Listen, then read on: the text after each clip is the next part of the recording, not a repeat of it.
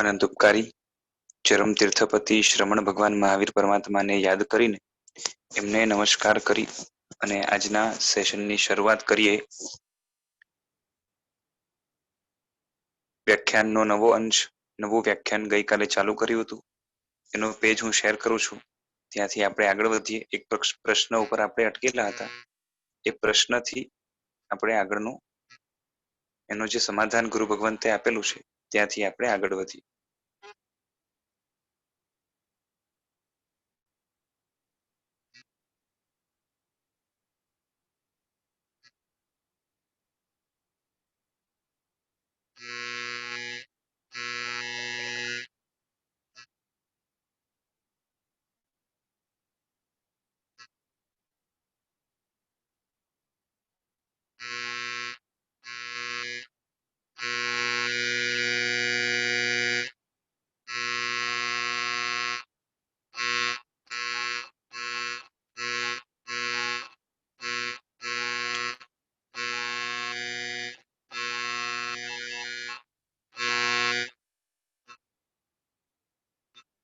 હવે અહીંયા કોઈ પ્રશ્ન પૂછે છે કે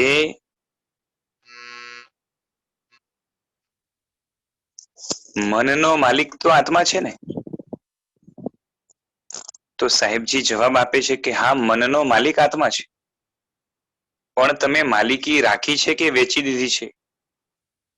એટલે કે ઓરિજિનલ માલિક છે આત્મા, પણ હમણાં એવું છે કે મન નોકર હોવો જોઈએ, માલિક આત્મા હોવો જોઈએ, પરંતુ હમણાં આપણે માલિકી નથી રાખી, ઉલટાના આપણે જ જે છે ને નોકરના નોકર થઈ ગયા છે, અને નોકરે જે છે ને માલિકની જગ્યા લઈ લીધી છે.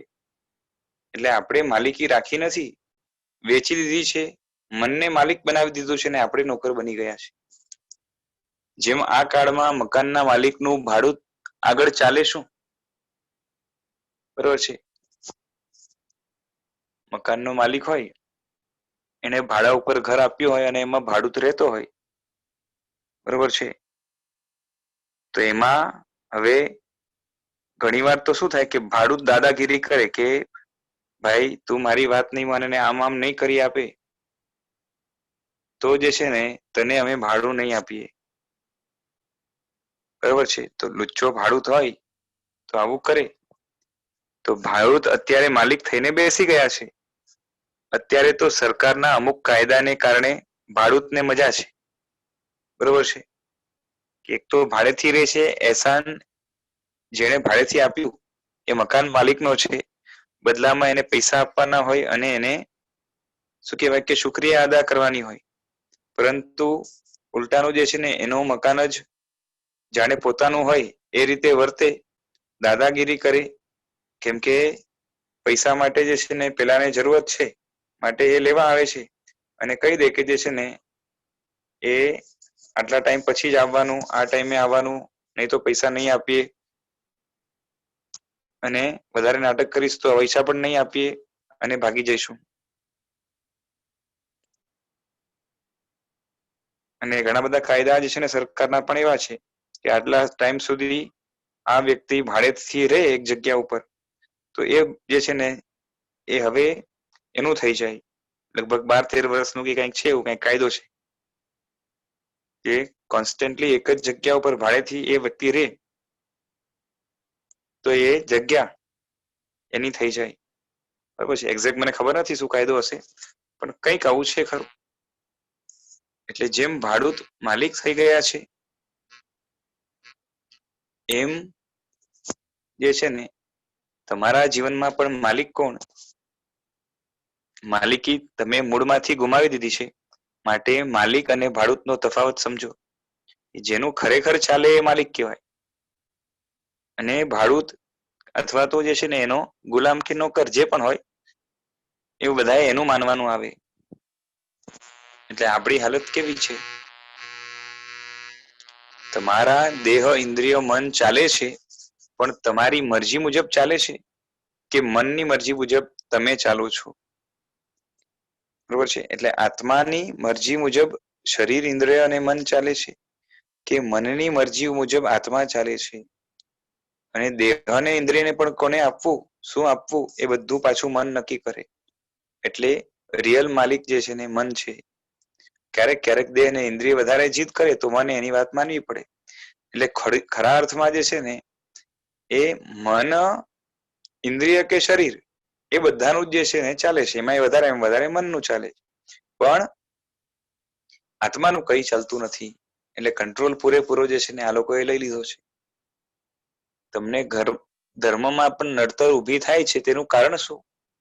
કે એમ્બિલ કરવાનું આવે તો જીભ ના પાડીને ઊભી રહે. બરોબર છે. જેમ ઉપવાસ કરવાનો આવે તો શરીર જે છે ને ના પાડી કે નહીં, જરૂર પડે તમે 1000 વાર જીભની જરૂરિયાત પૂરી કરી હોય, બરોબર છે, જીભને જે જોઈતું હોય એ આપણે આપ્યું હોય, છતાં પણ આપણે જયારે એને કહીએ કે તું મારી આટલી વાત તો માન, આજે આંબેલ કરવા દે, તો જીભ ના પાડશે. બરોબર છે. અને કાં તો જે છે ને શરીર ના પાડશે, આમ થઈ જાય, તેમ થઈ જાય, પિત્ત થઈ જાય, ચક્કર આવે, ભૂખ્યું રહેવું પડે, સહન ન થાય. એટલે વર્ચસ્વ કોનું છે? કે જીભનું, ઇન્દ્રિયનું, શરીરનું કોનું છે? આત્માનું તો નથી.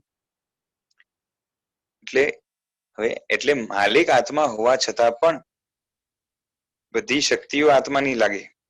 બરોબર છે. સુખ દુઃખ પણ આત્મા એ સહન કરવાનું. અને અલ્ટિમેટલી જે છે ને શું કહેવાય કે, અને પાછી સુખ પણ કેવું કે દુઃખોપચાર વાળું. અને શરીર, ઇન્દ્રિય, મન નચાવે એ રીતે નાચવાનું. આ બધું કર્યા પછી આત્માને મળે કઈ નહીં, ઉલટાનું જે છે ને આગળ વધારે દુઃખ આવે એવી પરિસ્થિતિ ઉભી થાય. સાહેબજી કહે છે કે તમે તમારા શરીરની કેટલી સેવા કરો છો. ગઈકાલે આપણી વાત થઈ કે આપણે આપણા શરીરની કેટલી માવજત કરીએ, કેટલી એની સાર સંભાળ રાખીએ, એને જોઈએ એ બધું જ આપણે આપવા માટે તૈયાર થઈ જઈએ. બરાબર છે. આમ જોવા જઈએ તો 24 કલાક જે છે ને શરીર અને ઇન્દ્રિયની પાછળ આપણે ગાંડા ઘેલા બનેલા હોઈએ છીએ. શરીર માંગે એ આપે, ઇન્દ્રિય માંગે એ આપે. પણ તમારી મરજી મુજબ ચાલે છે કે મનની મરજી મુજબ તમે ચાલો છો? બરાબર છે. એટલે ભગવાનની કે મા બાપની સેવા કરતા પણ વધારે સેવા કોની કરી છે? આપણે તે આપણા શરીરની કરી છે. છતાં પ્રતિક્રમણ ઉભા કરવું છે. આપણે કહીએ કે ભાઈ શરીરને કન્વિન્સ કરવા પ્રયત્ન કરે કે ભાઈ ઉભો થા, તો જે છે ને કાં તો થોડીક વાર થશે, જે રીતે થવું જોઈએ એ રીતે નહીં થાય, કંઈક ટેકો લેશે, અને કાં તો જે છે ને ઉભો જ નહીં થાય. એટલે દેહ શું કરશે કે કેળ દુખે છે, પગમાં તકલીફ છે, આજે બરાબર નથી, આવા જાત જાતના બહાનાઓ કરી એટલે બીજાને નહીં કે, પણ એ છે ને પોતે જ અંદરથી મનને એ રીતે કન્વિન્સ કરશે. એટલે મોહ, મનમાં રહેલો મોહ છે એ શરીરનો સાથ આપે છે અને આત્માનું એમાં કઈ ચાલતું નથી. એટલે આ બધાની ત્રણેય ચોર છે ને, દેહ, ઇન્દ્રિય ને મન, બરોબર છે, એ ત્રણેયની મિલી ભગત છે. એટલે એનો અર્થ શું કે દેહ, ઇન્દ્રિય અને મનનો તમારી મરજી પ્રમાણે ઉપયોગ થતો નથી. તમે તેમની સેવા ગમે તેટલી કરો પણ તેમનો કંટ્રોલ કોના હાથમાં? બરાબર છે. કેમ કે આપણે એટલે આત્મા તરીકે શરીર, ઇન્દ્રિય કે મનનો કંટ્રોલ પોતાના હાથમાં રાખ્યો નથી. તમારો જે સાધન પર કંટ્રોલ ન હોય તે સાધનને તમે વાપરવા તૈયાર થાવ ખરા? બરોબર છે. આ યાંત્રિક જગતમાં કેટલી મશીનો શોધાયા છે. તેમને મોટી આલીશાન ગાડી આપે અને કહે કે તમારે જ્યાં જવું હોય ત્યાં જાઓ, બરોબર છે, એનાથી જઈ શકશો. પણ તેમાં બ્રેક અને સ્ટેરિંગ બરાબર નથી, એટલે કે કંટ્રોલ વગરની ગાડી છે. તો આપણે એમાં બેસવા તૈયાર થતા નથી. કારણ શું? કે કંટ્રોલ નથી માટે. કેમ કે જ્યાં રૂકવાનું હોય ત્યાં રૂકે નહીં, અને ચલાવવાનું હોય ત્યાં ચાલે નહીં, તો એક્સિડન્ટ થાય, જાનનો જોખમ થઈ જાય. તેમ ઘરમાં નાનું ગીઝર, ઇસ્ત્રી, વોશિંગ મશીન પણ કંટ્રોલ વગરનું રાખે તો કે ના. કેમ કે શોક લાગી જાય, બીજું કંઈક થાય, ધડાકો થાય. આવું નાનું સાધન પણ જે છે ને એ મારક બની જાય. એટલે ફેસિલિટી માટેના જેટલા સાધન છે, બરોબર છે, એમના તમે સ્વામી છો, તેનો કંટ્રોલ તમારા હાથમાં જ જોઈએ ને. કંટ્રોલ વગરના સાધન મફતમાં પણ આપે તો આપણે રાખવા તૈયાર ન હોઈએ, કારણ કે જાનનું જોખમ છે, નહીંતર ત્રાસ ઉભો થાય. માટે બધે તમે કંટ્રોલ માંગો છો, કાબુ જોઈએ કે જે વસ્તુની આપણે માલિકિયત હોય, જે વસ્તુ આપણે કામમાં આવવાની હોય, એનો ઉપયોગ કરવાનો હોય, એનાથી જો જાનનું જોખમ થતું હોય તો એવું ન ચાલે. માટે આપણા હાથમાં કંટ્રોલ હોય તો સારામાં સારું છે. એટલે વધારેમાં વધારે કંટ્રોલ આપણા હાથમાં હોય એવી આપણે ઈચ્છા રાખીએ. એક નાના મશીનનો પણ કાબુ ન હોય તો જીવન અસ્તવ્યસ્ત થઈ જાય. બરોબર છે. તો સર્વ પ્રવૃત્તિના પ્રેરક બળ એટલે કે નાની વસ્તુ જે છે એમાં પણ જો આવું કરતા હોય કે તો પછી જીવનમાં મોટા મોટા ડિસિઝનો એની પ્રેરણા જ્યાંથી મળે છે એવું મન છે. એટલે મનના આધારે જે છે ને જીવનના સારા ખોટા નિર્ણયો આપણે કરતા હોઈએ કે આ સારું, આ ખરાબ, આ કરવા જેવું, આ નહીં, આને છોડવા જેવું, આ બધું જે નક્કી કરવાનું હોય મન દ્વારા, એ મન જ જો કાબુમાં ન હોય તો જીવન નૌકાની શી હાલત થાય. એટલે જીવન અસ્તવ્યસ્ત થઈ જાય. જીવનની અંદર દુઃખનો પાર ન રહે. જીવનની અંદર કોમ્પ્લિકેશન એટલા બધા વધી જાય કે જેનો ઉકેલ લાવવો જે છે ને એ બહુ મુશ્કેલ થઈ જાય. એટલે બ્રેક વગરની ગાડીમાં બેસતા તો ફફડો, પણ બ્રેક વગરના મનને સાથે લઈને ફરવામાં બરોબર છે કોઈ ફફડાટ કરવો એટલે આપણે જે છે ને અમુક જગ્યાએ તકેદારી છે અને એમાં પણ જે છે ને શરીરનું મમત્વ એ બધું કામ કરે છે. જ્યારે ખરેખર આપણું એટલે કે આત્મા તરીકે આપણે પોતે છીએ. એના હિત ને અહિતની વાત આવે તો ત્યાં મોહના કારણે એટલી બધી ઉપેક્ષા કરી. ઉપેક્ષા એટલે સમજો ને કે આપણે એને એવોઇડ કરીએ, ઇગ્નોર કરીએ. બરોબર છે. આ બધો મોહનો પ્રભાવ છે અને મોહના પ્રભાવ નીચે આત્મા માલિક બની નથી શકતો. એટલે મનમાંથી મોહ થોડોક પણ ઓછો થાય તો હલકો પણ કંટ્રોલ આત્મામાં આવે, થોડીક જાગૃતિ આવે.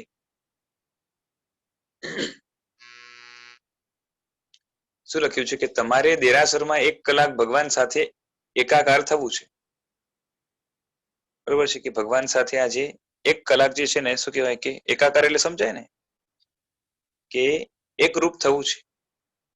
બરાબર છે. ભક્તિમાંથી મન છે ને આપણું ચલિત ન થાય, એમાં જોડાયેલું રહે એ રીતે મનને શું કહેવાય કે જોડી દેવું છે ભગવાન સાથે. તો મન વાકું ચૂતું થયા કરે ને, તમારો તેના ઉપર કાબુ નથી. તેથી તે તમને ગમે ત્યાં જે છે ને રખડવા લઈ જાય. બરોબર છે. એટલે મન ત્યાં ચોટશે નહીં. કંઈક ઘરની યાદ આવશે, કંઈક બીજી કંઈક યાદ આવશે, કંઈક બિઝનેસની યાદ આવશે, કંઈક આજના દિવસે આ કરવાનું છે એની યાદ આવશે, કાં તો આજુબાજુની વસ્તુને જોયા કરશે. એક જગ્યાએ મન જે છે ને એ સખણો બેસશે નહીં, ચોટવા નહીં દે. એટલે ક્યાંય ને ક્યાંય એટલે શરીર કે ઇન્દ્રિય એ બધું અહીંયા જ છે, પણ મન છે ને પોતાના ભાવો દ્વારા આખી દુનિયામાં ફરીને આવે છે. જેમ ઘરમાં તમે પગાર આપીને માણસ રાખ્યું અને તે તમારું કહ્યું માને નહીં. ઘરમાં માણસ રાખ્યો હોય પગાર એટલે નોકર તરીકે, અને સામે પૈસા પણ આપીએ, પગાર આપીએ, અને આપણું ન માને તો આપણે શું કહીએ કે એને કે ભાઈ તું રવાનો થા, મારું માનતો નથી તો પગાર શેનો તું લે છે મારી પાસે. મન ફાવે તેમ કરે તો એને રાખીએ નહીં, કાઢી મૂકીએ. બરોબર છે. તમે કહેશો કે તે આપણી મરજી મુજબ કામ કરે નહીં, પણ સ્વચ્છંદી થઈને કામ કરે તો કેમ ચલાવાય?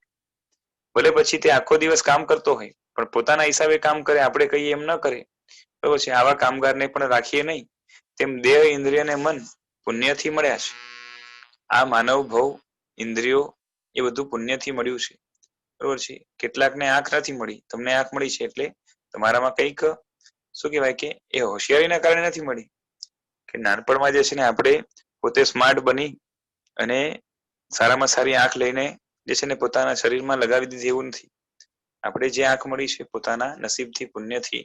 બરોબર છે. પછી લક કયો કે જે પણ કહો, પણ આપણી જે છે ને હોશિયારીથી નથી મળી, કે સિલેક્ટ કરીને આપણે નથી લાવ્યા, કે પોતે જાતે પ્લાનિંગ પૂર્વક મહેનત કરીને જે છે ને આંખ બનાવી નથી.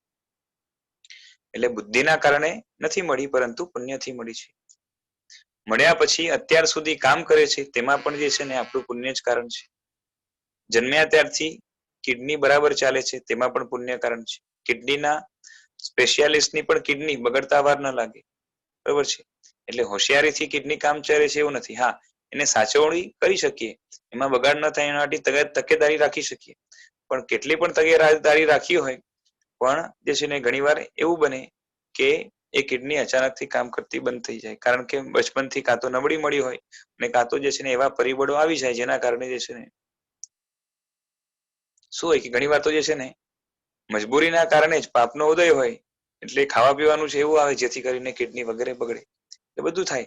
એટલે આપણે કેટલી પણ જે છે ને એ તકેદારી રાખીએ, શું કહેવાય કે આપણે કોશિયસ બનીએ, પ્રિવેન્ટિવ બનીએ, આમ છતાં પણ બરોબર છે પ્રિવેન્ટિવ મેજર્સ કેટલા પણ લઈએ પણ એમાં એનો જે છે ને રોલ બહુ ઓછો રહેવાનો, બાકી મેજર રોલ જે છે ને પુણ્ય પાપનું રહે છે.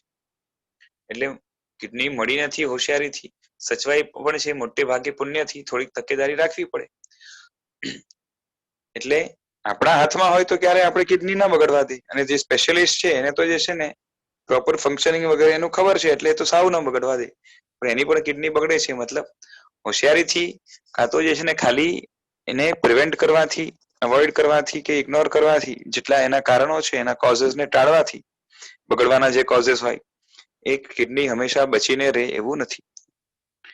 એટલે બુદ્ધિના આધારે આ તંત્ર ચાલતું નથી. માટે આપણને જે દેહ, ઇન્દ્રિય, મન સાધન રૂપે મળ્યા છે બધા બાય લક મળ્યા છે, અને એવું લક પણ આપણે પૂર્વ ભાવમાં કંઈક સારું કર્યું એના કારણે આ રિઝલ્ટ રૂપે મળે છે.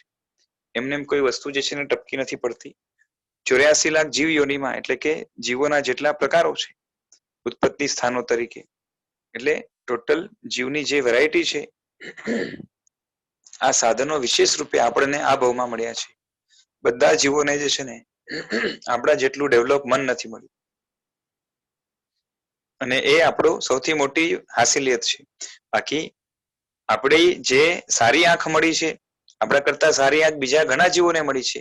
આમ છતાં પણ આપણે જેવી મળી છે, મોટા ભાગના જીવોને આવી આંખ પણ નથી મળી આપણા જેવી પણ. આંખ, નાક, કાન વગેરે, બુદ્ધિ, શરીર, બરોબર છે, ચતુરાઈ વગેરે જે મળ્યું છે, એમાં આપણે જે મળ્યું છે આપણા કરતા સુપીરિયર અમુક અમુક વસ્તુ બીજાને મળી હોય. મન સૌથી શ્રેષ્ઠ મળ્યું છે. અને આમ સિવાયના બીજા પણ સાધનો જે સારા મળ્યા છે, જે સુખ સુવિધા, સગવડ, પરિવાર, સંપત્તિ વગેરે જે કંઈ પણ મળ્યું છે, એમાં તમે જોવા જાવ તો જગતના મોટા ભાગના જીવોને આ 99% થી વધારે આમ કહીએ તો એ લોકોને મળ્યું નથી. બરોબર છે. એટલે we are lucky to have this. પણ એનો પણ જો સદુપયોગ કરીએ તો એનાથી જે છે સફળતા મળે, જીવન સાર્થક થાય, જીવનને કંઈક અર્થ મળે, બરોબર છે, ખરા અર્થમાં સક્સેસ મળે એમ કહેવાય.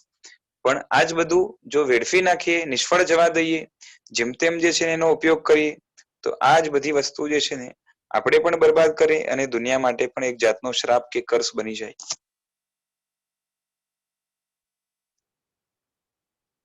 બરોબર છે ને. એટલે બધા માણસને આવા આપણે મળ્યા એવા નથી મળ્યા. અમુક માણસને આપણા કરતા આંખ નાક ખરાબ મળ્યા હોય એવું પણ બને. ઘણાને તમારા કરતા ઇન્ફિરિયર ક્વોલિટીના મળ્યા હોય, પણ તમને તેનાથી ચડિયાતા જે મળ્યા તેના પર તમે જીવનમાં વર્ચસ્વ, કાબુ સ્થાપવા માંગો છો ખરા? કે આપણે જે મળ્યું છે એના ઉપર પણ આપણો કંટ્રોલ નથી, પણ એના ઉપર કંટ્રોલ આવી જાય તો કેટલું સારું, બરોબર છે, એવો આપણે વિચાર પણ નથી કરતા. તેના પર તમારી માલિકી કે ગુલામી છે. એટલે કિડની પોતાના હિસાબે ચાલશે, બરોબર છે, અને ઘણી જે છે ને બીજા જીવો કરતા કે બીજા મનુષ્ય કરતા આપણે થોડીક ઇન્ફિરિયર મળી હોય, પણ એમાં પણ જે છે ને આપણો જે છે ને શું કહેવાય કે સીધો વાંક નથી, પરંતુ કર્મના કારણે એવું થાય છે. એટલે જેટલું સારું મળ્યું છે પણ કર્મના કારણે છે. શરીર આદિમાં, શરીર, ઇન્દ્રિય, મનમાં ખરાબ મળ્યું છે કર્મના કારણે છે. પણ જે મળ્યું છે એને એના ઉપર પણ આપણો પૂરો કંટ્રોલ નથી, બરોબર છે. અને ખરેખર કંટ્રોલ મેળવવો હોય તો એના માટે જે છે ને આગળ રસ્તા બતાવશે. એટલે આપણી આમ જોવા જઈએ તો શરીર, ઇન્દ્રિય, મન ઉપર ગુલામી છે, અને તે બાબતમાં તમારી સ્વાધીનતા છે કે પરાધીનતા, એટલે કે are we dependent or independent to protect, to save the conditions or circumstances which are going on, okay, in case of these all things. એટલે શરીર, ઇન્દ્રિય અને મન વિશે આપણી જે છે ને ડિપેન્ડન્સી છે કોઈ કોઈ વસ્તુઓ ઉપર, કે ઇન્ડિપેન્ડન્ટ છે.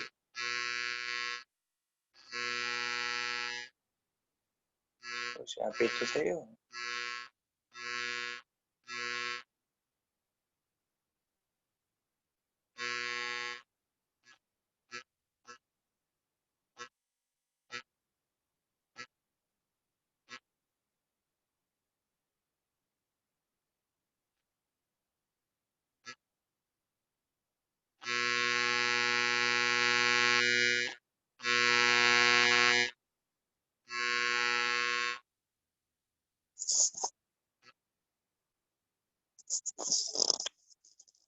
આ બાબતમાં સ્વાધીનતા છે કે પરાધીનતા છે, તમારી અંદરની જેટલી ગુલામી છે તેટલો તમારામાં અધર્મ છે, અને જેટલી તમારી માલિકી છે, બરોબર છે. એટલે આપણા કયા મુજબ જો બધી વસ્તુને આપણા કયા મુજબ ચલાવી નહીં શકીએ, પરંતુ આપણા આત્માના હિતથી વિપરીત જતું હોય તો એને અટકાવવાની તૈયારી તો કમસે કમ જોઈએ, તો કમસે કમ આપણે એટલી માલિકી આવી કહેવાય, બરાબર છે.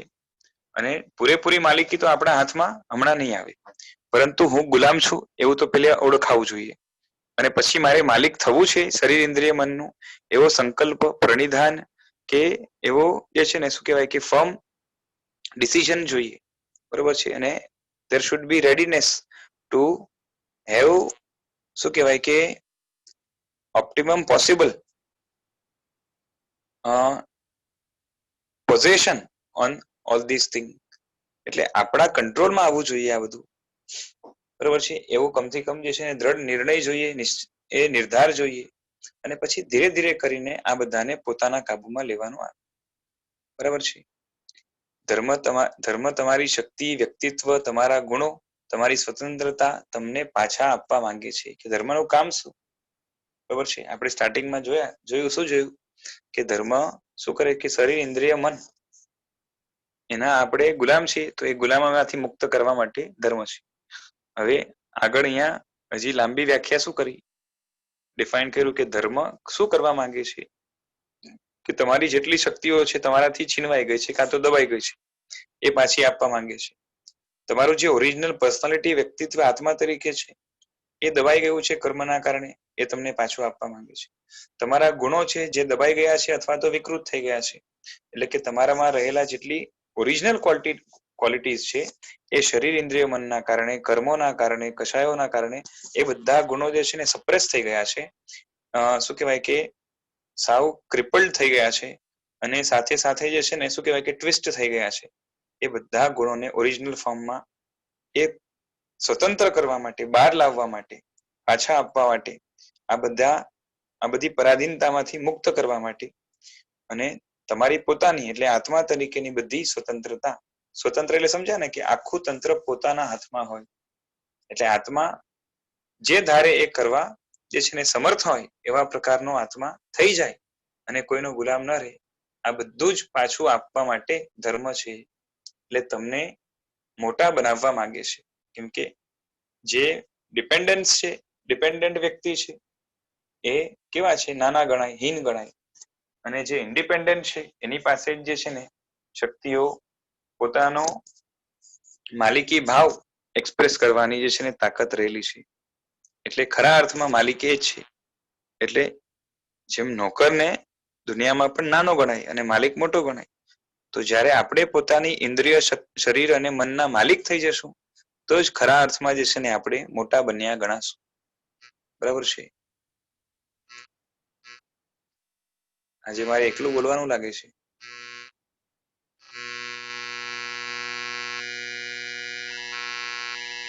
લેક્ચર જેવું ફીલ થાય છે.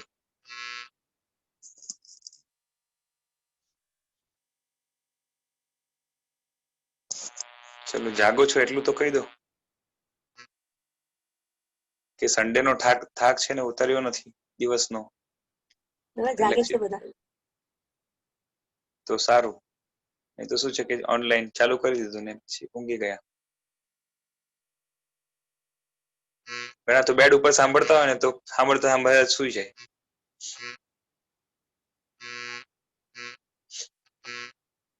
ઘણા કે આટલું મીઠું મીઠું બોલો છો ને તો અમને સહેલાઈથી ઊંઘ આવી જાય, આમ નથી આવતી. ચાલો, ભાવ મનથી મુક્તિ એ જ આત્માની સાચી મુક્તિ છે.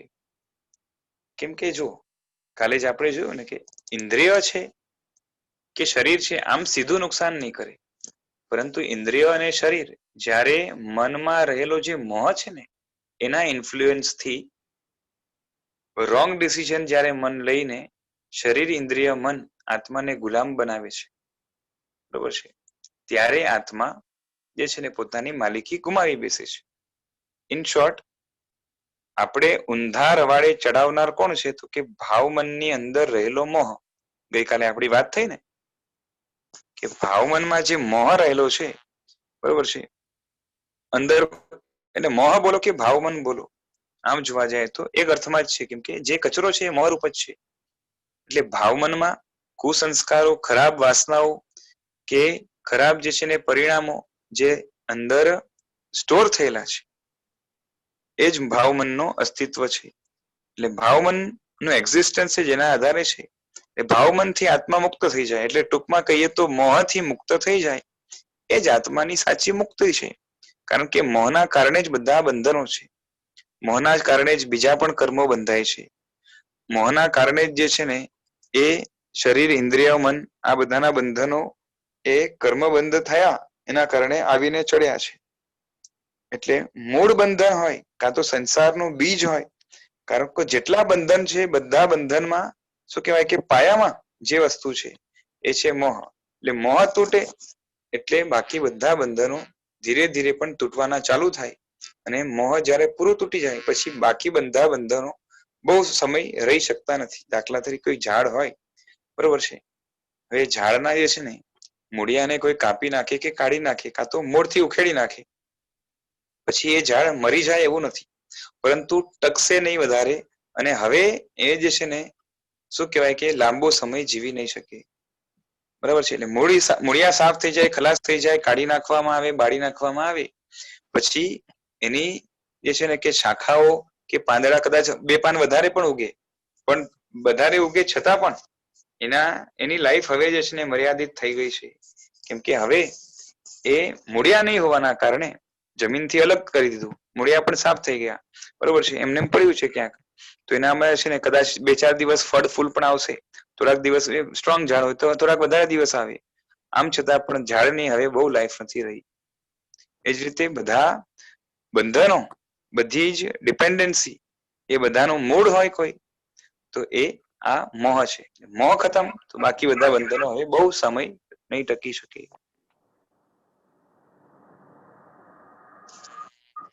વિશાલભાઈ, મોહનું કોઈ પર્ટિક્યુલર એક્ઝામ્પલ, અમુક એક્ઝામ્પલ આપીને કોઈ મોહની આપણે કરી શકીએ?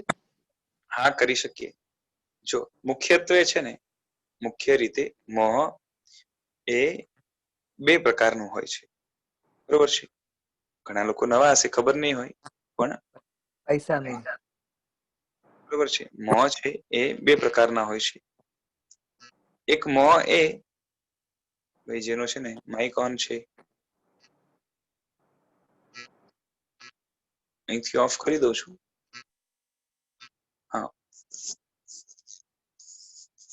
એક છે જે માન્યતાને ઊંધી કરે છે, એટલે વિવેક શક્તિને ખતમ કરી નાખશે કે સાચું શું ને ખોટું શું, સારું શું ને ખરાબ શું, મેળવવા યોગ્ય શું ને છોડવા યોગ્ય શું, આ ઓળખવા જ ન દે એવો જે મોહ છે એ મોહને મિથ્યાત્વ કહેવાય છે.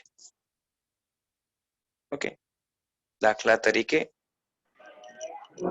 જે છે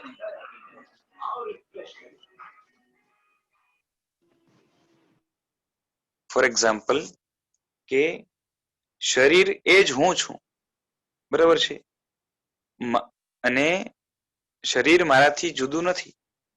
એ જ રીતે શું કહેવાય કે મારું જે છે ને અસ્તિત્વ કે એક્ઝિસ્ટન્સ મારા પરિવારજનો કાં તો મારું ખાવું પીવું પહેરવું ઓઢવું એ જ છે. પણ આમ જોવા જઈએ તો સ્વજનો હોય કે ખાવું પીવું હોય કે જે છે ને એ બધું જ જે છે ને પોષણ કોને આપી શકશે? તો શરીર, ઇન્દ્રિય, મન સિવાય કોઈને નહીં આપી શકે, જ્યારે હું તો આત્મા છું.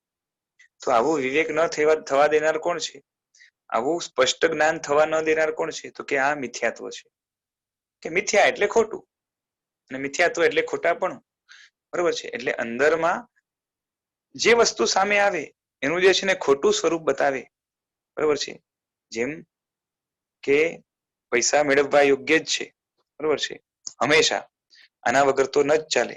પછી જે છે ને એ હિંસા છે, તો કે ઠીક છે, હવે કોઈ પ્રકારની હિંસા મોટી મોટી ન કરીએ તો જીવન સારું રહે, પણ હવે નાની નાની હિંસા વગર તો જે છે ને એ જીવન હોય જ ન શકે, બરોબર છે. તો આવી જે ગ્રંથિઓ મનમાં ખોટી ઘૂસેલી છે, કારણ કે હા એટેસ્ટ્રોક આપણે બધું જે છે ને બધી હિંસા ન છોડી શકીએ એ વાત બરોબર, પણ કોઈ દી જે છે ને બધી હિંસા છૂટી જ ન શકે, બરોબર છે, એવું જે મનમાં બેઠું છે તો એને તટસ્થતાથી કે ડીપથી ઊંડાણથી એ ભણ્યો નથી, સમજ્યો નથી, કાં તો વિચાર નથી કર્યો, માટે આવા મનની અંદર ભ્રમ જેટલા પણ ઘૂસેલા છે એ બધા ભ્રમ એ મિથ્યાત્વ રૂપ છે.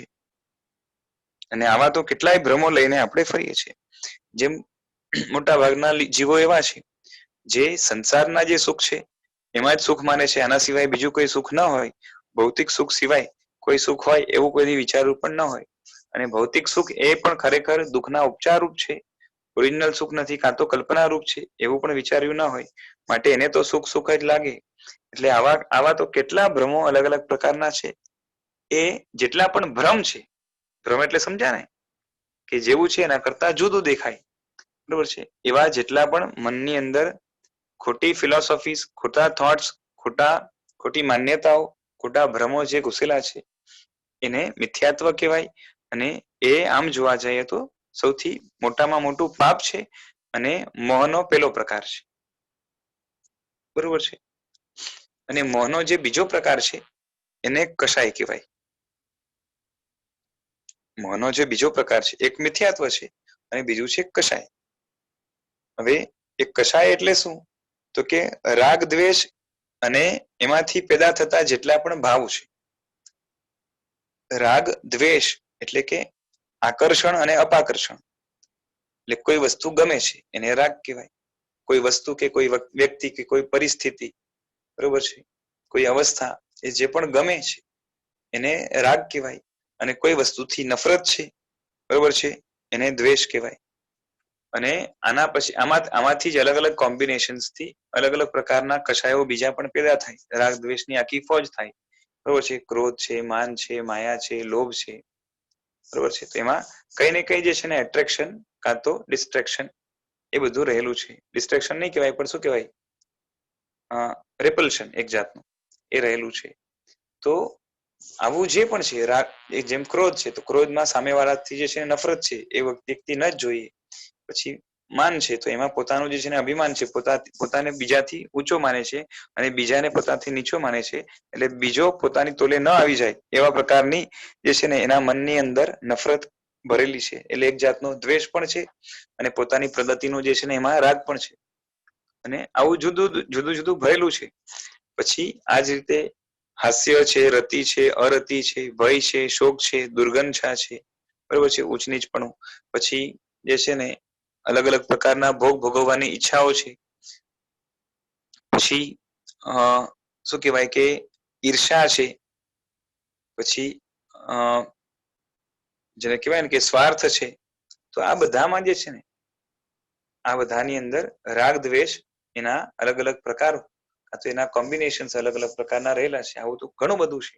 આને કષાય કહેવાય, બરોબર છે. ઇન શોર્ટ, મનને અંદરથી બેચેન કરે એવા જે ભાવો છે એને કષાય કહેવાય છે. તો આ બે પ્રકારનું મોહ છે ઇન શોર્ટ. અને આ બધો જ મોહ, આ બે પ્રકારના મોહના તમામ સંસ્કારો એ ક્યાં રહેલા છે? તો કે ભાવ મનની અંદર રહેલા છે, બરોબર છે. પછી આ બે પ્રકારમાંથી જે છે ને આનાથી જે હરકતો થાય, જે એક્શન્સ થાય, જે રિએક્શન થાય એ બધું પણ જે છે ને આત્મામાં રેકોર્ડ થતું હોય છે, બરોબર છે. તો આ જે પણ છે આમ શોર્ટમાં મોહ બે પ્રકારનો છે, એક મિથ્યાત્વ રૂપ અને એક કષાય રૂપ. અને એમાંથી જે છે ને એટલે રાગ દ્વેષ અને માન્યતાઓ, આ બે પ્રકારનો મોહ એ મનની અંદર ભરેલું છે, ભાવ મનની અંદર, બરોબર છે. અને એના કારણે જે છે ને બધા જ નુકસાનો પોતાને પણ થાય છે, બીજાને પણ થાય છે. અને બીજાને કદાચ ન પણ થાય પણ પોતાને તો થાય જ. દાખલા તરીકે કે ભ્રમ હોય તો જે છે ને સાચો ડિસિઝન જ ન આવે, માટે નુકસાન થાય ક્યાંય પણ. અને બીજી રીતે જેમ સમજો કે સામાન્યથી પણ નાનો પણ ભ્રમ હોય, તમે દાદરા ઉતરવા જાઓ અને ત્યાં જે છે ને જ્યાં સીડી ન હોય ત્યાં સીડી દેખાય, કાં તો જે છે સીડી જોવાનું ભૂલી ગયા એટલે તમને ભ્રમ થયો કે અહીંયા સીડી છે ત્યાં પગ મૂકવા જાઓ, બરોબર છે, તો સીધા જે છે ને ગબડી પડો, નીચે પડી જાઓ. એટલે જ્યાં અજ્ઞાન કાં તો જ્ઞાન નથી, કાં તો જેવું છે એવું નથી જાણતા અને ભ્રમ છે, તો ત્યાં ઊંધું થવાના ચાન્સીસ છે. અને બીજા નંબરે જે ક્રોધ, માન, માયા, લોભ કાં તો ઇન શોર્ટમાં કહીએ તો કષાયો છે, એ કષાયો તો પોતે જ એક જાતની અંદરની બળતરા છે. કારણ કે ક્રોધ કોઈને આવે તો એ ક્રોધ અંદરથી પોતાને તો જે છે ને અંદર કેટલો બેચેન કરી નાખે. સામેવાળા ઉપર જે છે ને એની અસર થાય કે ન થાય. ઘણી વાર સામેવાળો મજબૂત હોય તો એના ઉપર ક્રોધ કરે તો સામેવાળો હસ્યા કરતો હોય અને એને ફરક ન પડે. બરોબર છે. અને ઘણી વાર તો આપણામાં જે છે ને શક્તિ ઓછી હોય અને સામેવાળામાં વધારે હોય તો ક્રોધથી એને 2 ઝાપટ મારીએ તો એ આપણે 4 ઝાપટ મારીને જાય. એટલે અલ્ટિમેટલી નુકસાન આપણે થાય, એને બહુ કંઈ ખાસ ફરક પડે નહીં. એ સામેવાળાને નુકસાન થાય કે ન થાય, પણ ક્રોધના કારણે આપણે અંદરમાં બળતા હોઈએ છીએ, બેચેન રહેતા હોઈએ છીએ. એ જ રીતે અભિમાન છે એ પણ એક જાતની જે છે ને નફરતની ભાવના રૂપ જ છે. એટલે એની અંદર પણ આપણે અંદરથી શેકાતા હોઈએ છીએ. એનાથી અંદર જે છે ને એક જાતનું ગુમાન ગુરૂરના કારણે અંદરથી અક્કડ બનીને ફરતા હોઈએ છીએ.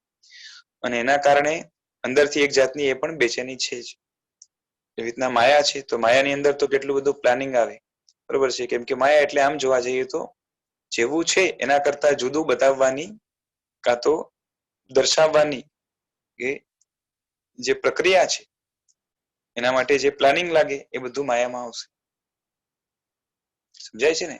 જેવું છે એ છુપાવો અને જેવું નથી એ બતાવો, એ બધું માયા કહેવાય.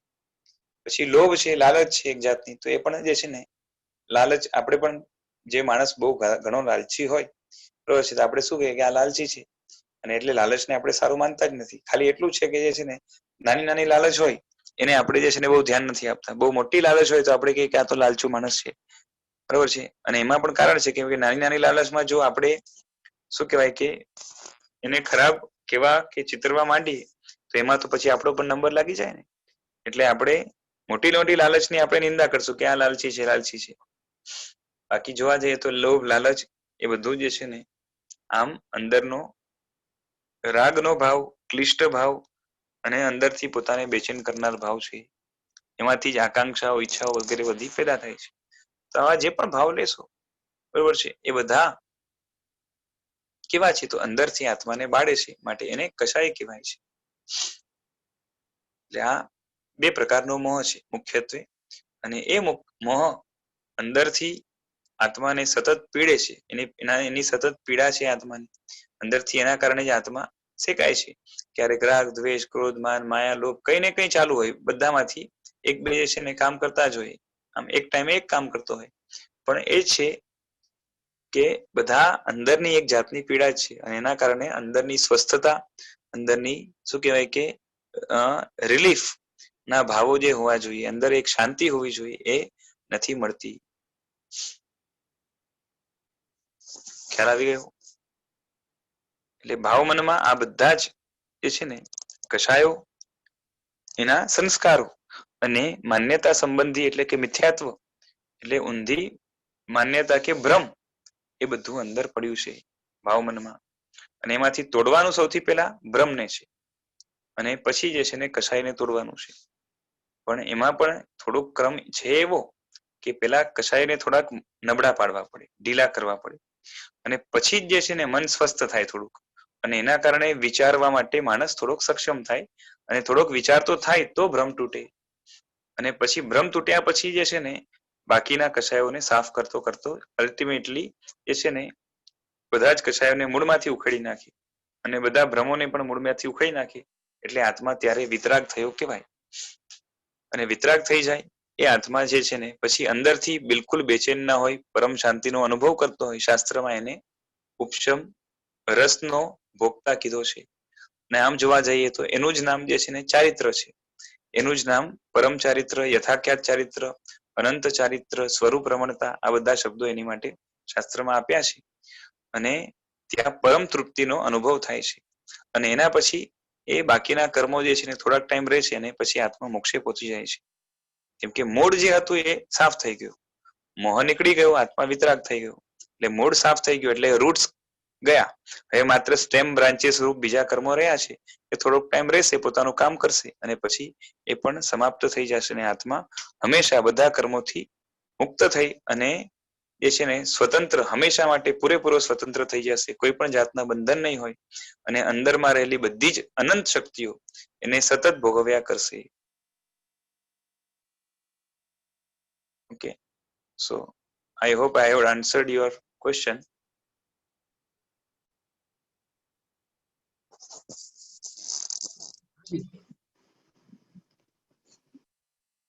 બરાબર છે?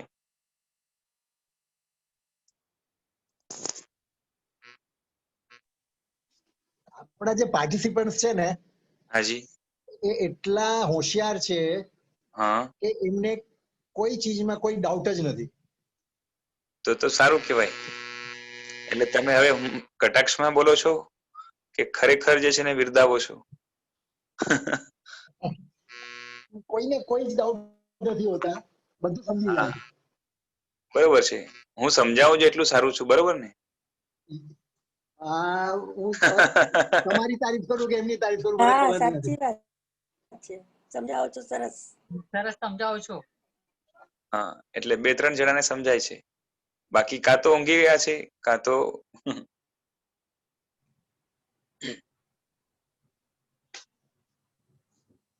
ચલો ઠીક છે. જી હા, કેતનભાઈ બોલો, કઈ હોય તો માઇક ઓન કરો.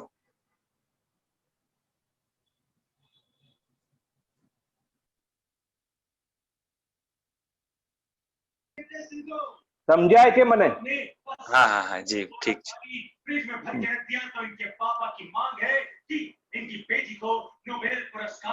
ચલો તમારો ટીવી બંધ કરી નાખો અને કાં તો અહીંયા માઇક બંધ કરી. બધી બંધ. હા હા. ચલો આગળ ચાલીએ. હવે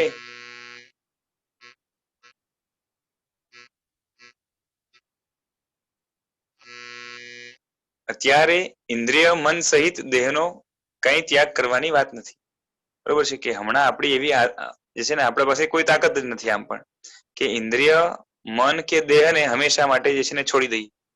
કેમ કે સમજો કે આપણે જે છે ને લાઈફને ટૂંકાવી દીધી છે, સમજો કે સુસાઇડ કરી લીધું એટલે ઇન્દ્રિય મન અને જે છે ને શરીર ગયું.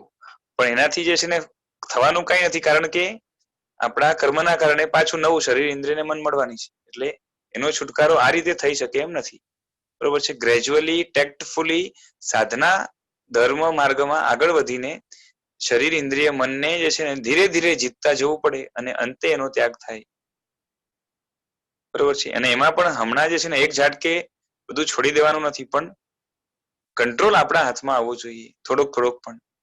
એટલે દેહ મનને સાધનામાં સાથે રાખવાના છે. હમણાં તો આપણે સાધના માટે એ જ શરીર, એ જ મન, એ જ ઇન્દ્રિયો બધી યુઝફુલ બનશે, બરોબર છે? એટલે મનને માવજત પૂર્વક જાળવીને રાખવાનું છે. માવજત એટલે સમજ્યા ને કે એની શું કહેવાય કે થોડીક સેવા કરવી પડે, એને થોડુંક શું કહેવાય કે સારી રીતે હેન્ડલ કરવું પડે. પણ જે છે ને એને એટલે તોડી-ફોડી નથી નાખવાનું, એની શક્તિને પણ ખતમ નથી કરી નાખવાની, પણ એનો જ યુઝ કરીને આપણે પોતાના ઉપર જે છે ને વર્ચસ્વ કે કંટ્રોલ મેળવવાનું છે. એટલે પણ તમે તેના કંટ્રોલર બનો તેટલી જ વાત છે કે મનને ખતમ નથી કરી નાખવાનું, કેમ કે આપણી સાધના ઘણી બાકી છે. એટલે મન જ જે છે ને, જે મનની અંદર મોહ રહેલો છે એ જ મન આપણે મોહથી લડવા માટે જે છે ને સહાયક બનશે. પણ એટલું જ છે કે આપણે થોડુંક મનને જે છે ને શું કહેવાય કે આજ સુધી મન આપણે છેતરતું આવ્યું છે, આપણે ઠગતું આવ્યું છે. હવે આપણે મનને જે છે ને ઠગવો કે છેતરવો પડશે અને ટેક્ટફુલી એને હેન્ડલ કરવું પડશે. તમારા જીવનમાં અત્યારે કંટ્રોલર કોણ? બધે નિયંત્રણ વગર ચાલે છે ને. કોઈ આત્માનો પોતાનો નિયંત્રણ કે કંટ્રોલ નથી. મન દ્વારા ગમે તે પ્રવૃત્તિ થાય છતાં આ બનવાનું કારણ શું? બરોબર છે? બધી પ્રવૃત્તિ કોણ કરે છે? કે મન કરે છે. આત્માનો કોઈ કંટ્રોલ સીધો છે નહીં, એવી આપણી હાલત છે. હોવો જોઈએ પણ હમણાં નથી, બરોબર છે? એટલે તેના પર નિયંત્રણ લાવવા જે ચાવીઓ જોઈએ તે ચાવીઓ તમે નથી સમજ્યા કે મન ઉપર કઈ રીતે કંટ્રોલ કરવું, ઇન્દ્રિયો ઉપર કઈ રીતે કંટ્રોલ કરવું, શરીર ઉપર કંટ્રોલ કઈ રીતે કરવો, બરોબર છે? અને એનાથી ઉપયોગ લેવો હોય, યુઝ લેવો હોય તો કઈ રીતે કયો ઉપયોગ લેવો, આ બધું આપણે નથી જાણતા, માટે આ બધાની ગુલામીમાં જીવીએ છીએ. એટલે ધર્મના ક્ષેત્રમાં આ પણ એક કળા છે. દરેક બાબતમાં આત્માની સ્વતંત્રતા પાછી મેળવવી જોઈએ. આપણા જીવનમાં જે કંઈ પણ થાય તો જીવન આપણું છે, જીવનના માલિક જો આપણે છીએ, તો આ જીવનમાં જે મળ્યું હોય એ બધું આપણા કંટ્રોલમાં હોવું જોઈએ, નહીં કે એ આપણે જે છે ને પોતાના કંટ્રોલમાં રાખે. એટલે આત્માની સ્વતંત્રતા પાછી મેળવવા માટે જે છે ને આ ભવ અને ધર્મ મળ્યો છે. અને એ જો ન મેળવી શકીએ તો પછી જે છે ને કોઈ એની પાછળ અર્થ નથી, કે શું કહેવાય કે એ જીવન એક જાતનું બોજ બની જશે. બરાબર છે.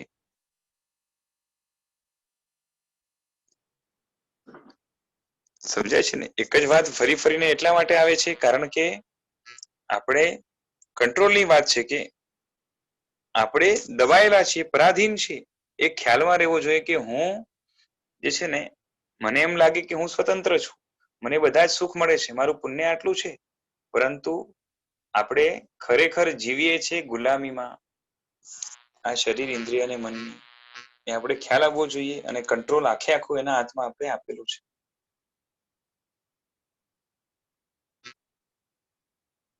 મનની બાબતમાં શું લક્ષ્ય હોવું જોઈએ તેની હું સ્પષ્ટતા કરવા માંગુ છું. સાહેબજી કહે છે કે મનની બાબતમાં આપણું લક્ષ્ય શું હોવું જોઈએ એની ક્લેરિટી સાહેબ આપવા માંગે છે.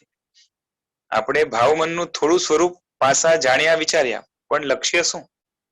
મનના સ્વામી, માલિક, અધિપતિ બનવું છે. બરોબર છે. આપણે જે ભાવમનને ઓળખીએ છીએ, કે જાણીએ છીએ, કે જાણ્યું હમણાં સુધી, તો એની પાછળનું લક્ષ્ય શું છે? કે આપણે મનના સ્વામી બનવું છે, મનના માલિક બનવું છે, મનના અધિપતિ બનવું છે. બરોબર છે ને? ટોપિક નું નામ શું છે? મનોવિજય. તો મનને જીત્યું ક્યારે કહેવાય? જેમ કોઈ રાજ્યને વ્યક્તિ જીતે તો એમ કહેવાય ને કે રાજ્ય ઉપર હવે એ અધિપતિ કે અધિકાર એનો છે, પૂરો સ્વામી એ છે. એટલે મનને પણ જીત્યું ક્યારે કહેવાય? કે આત્મા મનનો સ્વામી બને. કોઈ હવે પૂછે છે કે સાહેબજી અમારો તેના ઉપર કંટ્રોલ નથી, તો શું ઉપયોગ ઓછો કરવો? તો શું ઉપયોગ ઓછો કરવો? પૂછે છે કે અમારો મન ઉપર કંટ્રોલ નથી તો શું કરવું? એનો ઉપયોગ ઓછો કરવો? સાહેબજી કહે છે કે એમ નહીં, તેને વાપરતા ખૂબ સાવચેતી રાખવી. બરાબર છે? આ પણ સાધનો છે. જેમ બેટરીમાં સ્વિચ ઢીલી હોય તો તેનો ઉપયોગ ધ્યાન રાખીને કરો ને. બરાબર છે? સાધનોનો બિનજરૂરી ઉપયોગ કરવામાં પણ શક્તિ વેડફાય છે. કે જરૂરત ના હોય ત્યારે ઉપયોગ ના કરવો, બરાબર છે, પણ સાવ ઉપયોગ નહીં કરવાની વાત નથી. સાધન છે, આપણે હેલ્પફુલ છે, તો એનો ઉપયોગ કરવાનો, પણ કઈ રીતે કરવાનો? તો કે સાવચેતીથી કરવાનો, જેથી કરીને આપણે જે છે ને, જેમ ઘણી વાર શું હોય, ઘરમાં જે છે ને સ્વિચ ખરાબ થઈ ગયો અને ઉપરનો ભાગ નીકળી ગયો હોય, અને એમને જે છે ને સ્વિચને અડવા જઈએ તો શોક લાગવાના ચાન્સીસ હોય, ત્યારે આપણે જે છે ને સાવધાની રાખીએ ને કે કોઈ પ્લાસ્ટિકની પેન કાં તો કોઈ લાકડી કાં તો જે છે ને આંગળી એવી જગ્યાએ લગાવી જેથી કરીને જે છે ને કોઈ મેટલ પાર્ટને ટચ ન થાય, એટલે કરંટ ન લાગે. એટલે we are going to use the switch because we need the light or fan or whatever light, પણ we will use it cautiously. હે કે નહીં? તો એ રીતે અહીંયા પણ છે કે આ બધા છે ડેન્જરસ, શરીર, ઇન્દ્રિય ને મન. અને એનું માનીએ તો જોખમમાં મુકાઈએ, મરવાનું આવે. મરવાનું એટલે દુઃખ આવે જીવનમાં, ઘણી તકલીફો આવે, અને પાછે કર્મ પણ ઘણા બંધાય, અને ભવાંતરમાં એટલે કે આગલા ભાવમાં આગળની જે છે ને શું કહેવાય કે કન્ડિશન્સમાં આપણે ઘણું દુઃખી થવાનું આવે. અને જેનો સાવ કંટ્રોલ નથી તો એની તો આ જીવનમાં જે છે ને પોતાની સોશિયલ લાઈફ પણ આખી બરબાદ થઈ જાય. બરાબર છે કે નહીં? તમે જ વિચારો, કોઈ માણસ છે એકદમ જ ક્રોધ વાળો છે, વારંવાર ગુસ્સો આવી જાય છે, એની સોશિયલ લાઈફ કેવી હોય? પછી સોશિયલ લાઈફ એટલે સમજ્યા ને, કે ઘરના લોકો સાથે એના સંબંધો કેવા હોય, ઘરના લોકો એને માને કેટલું, અને એને પછી જે છે ને શું કહેવાય કે ઇજ્જત પણ કેટલી આપે, રિસ્પેક્ટ પણ કેટલી આપે. પછી એ જ રીતે એની સોસાયટી કે એના સંપર્કમાં જેટલા લોકો છે એનાથી બધા દૂર ભાગે ને. બરોબર છે? એનાથી મળવા જોઈએ એ બધા બેનિફિટ પણ એને ન મળે. એ જ રીતે જે માણસ અત્યંત લોભી હોય, બરોબર છે, ઘણો પૈસો આવી ગયો અને પોતાના જ ગુમાનમાં ફરે છે, બરોબર, તો એવા માણસ તમે જોયા હશે જીવનમાં, તો એની નજીક લોકો રહેતા નથી. ઘણા લોભી માણસ હોય ને, બહુ જ લોભી હોય તો આપણે, અને એના કારણે શું થાય કે લોભના કારણે પાછી માન પણ એટલું હોય, એટલે ઇગોઇસ્ટિક હોય. એટલે જેની પાસે ક્રોધ બહુ છે, અત્યંત માન પણ અધિક છે, માયા બહુ કરે છે, અને લોભ, કેમ કે જે બહુ માયા કરે એના ઉપર લોકો ટ્રસ્ટ ન કરે, એટલે એને સોશિયલ બેનિફિટ્સ નહીં મળે, લોકો એનાથી દૂર રહેશે. બહુ લોભી હોય તો એનાથી પણ માણસ દૂર રહે. બરાબર છે? કારણ કે પોતાના લોભ ખાતર જે છે ને કોઈને પણ બલીનો બકરો બનાવી દે. આવું થાય છે કે નહીં? સમજાય છે? જીવનમાં કશાયો જ્યારે ઘણા હોય છે ત્યારે તો આપણે જે છે ને સોશિયલ લાઈફ હમણાં જ બરોબર છે કર્મ બંધાશે આગળ જઈને દુઃખ આવશે એની વાત નથી. રાઈટ નાવ જ જે છે ને જેના કશાયો બહુ વધારે છે એની તો અહીંયા જ જીવન જે છે ને કેવું છે કે એકદમ જ નીરસ અને આમ બેચેન કરી નાખે એવું છે ને કોઈ એને સપોર્ટ મળે નહીં. અહીંયા જે છે ને એને ઘરના લોકો પણ એના ઉપર ટ્રસ્ટ ન કરે કાં તો કરે તો એ જે છે ને બહુ નજીકમાં રહેવા માંગે નહીં. હોય છે કે નહીં આવું?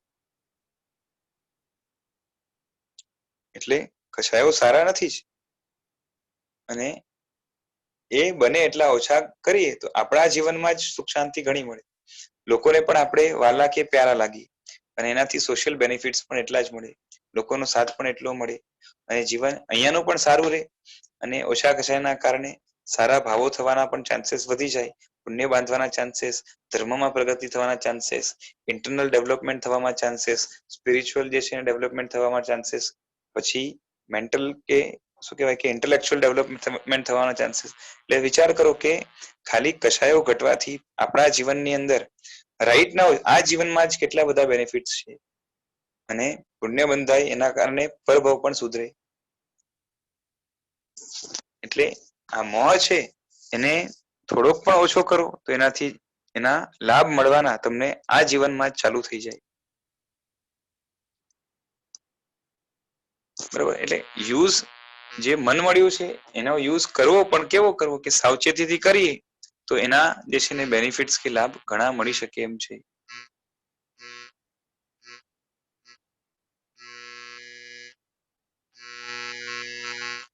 એટલે સાહેબે શું કીધું કે સાધનોનો બિનજરૂરી ઉપયોગ કરો, જરૂર નથીનો ઉપયોગ કરો તો એનાથી શક્તિ વેસ્ટ જાય, વેડફાય અને તમને મળેલી શક્તિ વેડફી નાખવી છે, તમને જે શક્તિઓ મળી છે એને આપણે વેસ્ટ કરવી છે. સાહેબ પ્રશ્ન પૂછે છે તો સાહેબે પોતે જ કીધું કે અમારા શાસ્ત્રમાં લખ્યું છે કે આત્મામાં મૂળભૂત અનંત શક્તિ છે. ભલે બધી શક્તિ ખીલી નથી હમણાં, જ્ઞાન પણ થોડુંક જ છે હમણાં, બરોબર છે, અંદર અંદર પડ્યું છે પણ હમણાં એક્સપ્રેશન તરીકે જે છે ને જ્ઞાન, એક્ટિવ જ્ઞાન કે કાઇનેટિક જ્ઞાન એ મર્યાદિત છે અને બાકી બધું જે છે ને પોટેન્શિયલ તરીકે એક શું કહેવાય કે લબ્ધિ તરીકે કાં તો અંદરની એક સાચવણ તરીકે, અંદરનું જે શું કહેવાય કે પોતાની એસેટ તરીકે અંદરમાં પડ્યું છે જે એક્ટિવ નથી, જેનો રોલ હમણાં દેખાતો નથી. બાકી અનંત શક્તિ છે, દેખાતી બધી નથી, પણ જે શક્તિ ખીલી છે જેટલી પણ એ પણ પુણ્યને કારણે ખીલી છે. કારણ કે આજે આપણે જોઈ શકીએ છીએ કેટલા બધા જીવો એ છે એમને આંખ જ નથી મળી, પુણ્યથી આંખ મળી તો જોવા માટે જે છે ને એટલે એડિશનલ જ્ઞાન કરવા માટે આપણે એક સાધન મળ્યું. એટલે આ શક્તિઓ ગમે તેમ એનો ઉપયોગ કરે કે વાપરી નાખીએ તો એ મૂર્ખ માણસ કહેવાય, એટલે બેવકૂફ કહેવાય અને એ બેવકૂફીનું લક્ષણ છે. બરાબર છે. મન વચન કાયાની બિનજરૂરી પ્રવૃત્તિ કરવી એને જ અધર્મ કહેવાય છે અને એની જરૂરી પ્રવૃત્તિ કરવી જેનાથી પોતાનું ડેવલપમેન્ટ થાય, જીવન સારું બને એને ધર્મ કહેવાય. જેમ તમારા સામાયિકમાં શું વિધિ છે કે શ્રાવક માટે ઊંચો ધર્મ સામાયિકમાં આવે, શ્રાવક માટે પૂજા છે, સામાયિક પ્રતિક્રમણ વગેરે અલગ અલગ પ્રકારના ધર્મો છે. તો પોતાનું સેલ્ફ ડેવલપમેન્ટ માટે જે છે ને સામાયિક એક ઊંચો ધર્મ ગણાય. બાકી તો તમે સંસારના પાપ વ્યવહારથી ખરડાયેલા છો, એટલે કે મોટે ભાગે આપણે તો પાપમાં રહેલા છે, બરોબર છે, પણ સામાયિક જે છે ને શ્રાવક માટે એ ઊંચો ધર્મ કહેવાય. જ્યારે સાધુ છે એ તો સામાયિકમાં જ રહેલા છે એટલે એમના માટે ઊંચો ધર્મ જે છે ને એ તપ વગેરે છે, પણ મુખ્ય આપણા માટે ઊંચો ધર્મ તરીકે શું કહેવાય કે સામાયિક કહેવાય. બરોબર, સામાયિક એટલે સામાયિક પૌષધ વગેરે જે છે, એટલે આ અત્યંત વ્રતવાળી જે ક્રિયાઓ છે એ ઊંચા ધર્મ તરીકે ગણાય શ્રાવકના જીવનમાં.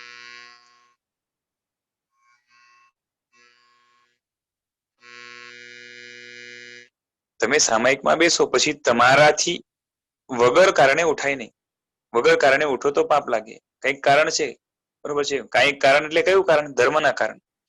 કે સમજો કે એ પુસ્તક વાંચતા હતા અને પુસ્તક પૂરી થઈ ગઈ અને બીજી પુસ્તક લેવા જવું છે તો એની માટે ઉઠી શકાય, બરાબર છે. બાકી એ બેલ વાગી અને દરવાજો ખોલવા માટે ન ઉઠાય અને કદાચ બીજું ઘરમાં નથી અને કદાચ ઉઠવું પડે તો પણ એકદમ જૈનાપૂર્વક એ કાર્ય કરવાનું આવે. એટલે કોણ આવ્યું કોણ ગયું એ બધાની પાછી કોઈ આવે તો એનો આવકાર ન કરાય, કેમ કે શ્રાવક પોતાના જીવનમાં જયારે સામાયિક કરે તો સામાયિક જ્યાં સુધી કરે ત્યાં સુધી સાધુ જેવો છે. એટલે એ આચારો જે છે ને ત્યાં પાડવાના રહે. એટલે કે કોઈને હાવભાવ કેમ છો, ગપ્પા મારવું, આ બધું ના ચાલે. એટલે વગર કારણે ઉઠો તો પાપ લાગે. કોણ ગયું કોણ આવ્યું એની નોંધમાં મન પરોવે તો પાપ લાગે. એટલે બેઠા બેઠા આમ તેમ હાથ હલાવે તો પણ દોષ લાગે. એટલે સામાયિક ની અંદર મન વચન કાયા ઉપર પૂરો કંટ્રોલ કરવાનો હોય છે, અને વગર કારણે એને યુઝ પણ નથી કરવાનું. એટલે નિરર્થક પ્રવૃત્તિ ના થાય. બરોબર છે. કોઈ પૂછ્યું કે કોઈ તો કયા કારણે જે છે ને સામાયિકમાં ઉઠાય, કે જ્ઞાન દર્શન ચારિત્ર કે જેના ઘણા પેટા યોગો છે, જેમ વિનય માટે, ભક્તિ માટે, કાં તો બીજા કોઈની કે પોતાની કોઈ બીજી વિશિષ્ટ આરાધના માટે ઉભા થવાનું હોય. પણ તે પણ જે છે ને જૈણાથી ઉભો થવાય. જૈણા એટલે યત્નાથી, એટલે કે કોઈ જીવ મરી ન જાય એ રીતે ઉભો થાય. રસ્તામાં કોઈ જીવની વિરાધના ન થઈ જાય આવવા જવામાં, એ બધું ધ્યાન રાખીએ. કોઈ વસ્તુ ઉપાડે તો પણ એને પુંજી પ્રમારજીને, એટલે કે એને ક્લીન જે છે એના ઉપર કોઈ જીવ છે તો નહીં ને, તો એને પુંજે એટલે સમજ્યા ને, એને એ ચરોડાથી જે છે ને ચરોડો એના ઉપર ફેરવે, જેથી કોઈ જીવ હોય તો એ જીવ જે છે ને ત્યાંથી ટળી જાય, જેના કારણે હિંસા વગેરે ન થાય. એટલે જૈનાથી થવું પડે. એટલે યત્નાપૂર્વક, એટલે કે બહુ સંભાળીને એ કાર્ય કરવાનું આવે. તમને મળેલ શક્તિનો ગમે તેમ ઉપયોગ ન થાય. બિનજરૂરી બોલો કે વિચારો તો પણ દોષ લાગે. એ જરૂરત નથી તો એવું બોલાય પણ નહીં અને એવું વિચારાય પણ નહીં. જેનાથી ફાયદો થતો હોય આત્માને, બીજાનો કોઈ ફાયદો થતો હોય આત્માનો, એટલે બીજાના આત્માનું કઈ હિત થતું હોય એવું કંઈક કરીએ. બરોબર છે. એ બધું જે છે ને સામાયિકમાં ચાલે. બાકી એના સિવાય ન ચાલે વગર કારણે. એટલે આવા વિશિષ્ટ કારણો હોય તો જ ચાલે. તમને તો કુદરતે આપેલ શક્તિનું મૂલ્ય નથી. કે કુદરતી આપણે કહીએ, બાકી કર્મના કારણે, આપણા જ પુણ્ય પાપના કારણે જે શક્તિઓ મળી છે મન વચન કાય, એની આપણે વેલ્યુ નથી. કચરાની જેમ જે છે ને આપણે વેડફી નાખીએ છીએ. બરાબર છે. વેલ્યુ ના હોય એની જે છે ને, પછી એનો યુઝ કેવો હોય તો કે ખાસ સંભાળ ના હોય એનું. એટલે આવી શક્તિ એ બધાને નથી મળી. આપણે જેવું મન મળ્યું છે,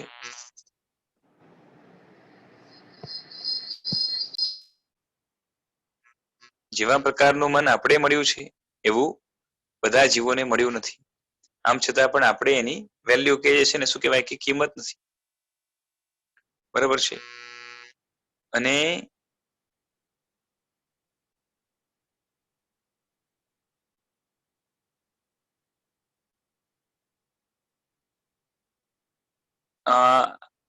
મળેલ સાધનોનો આવશ્યક સદુપયોગ કરવો જોઈએ.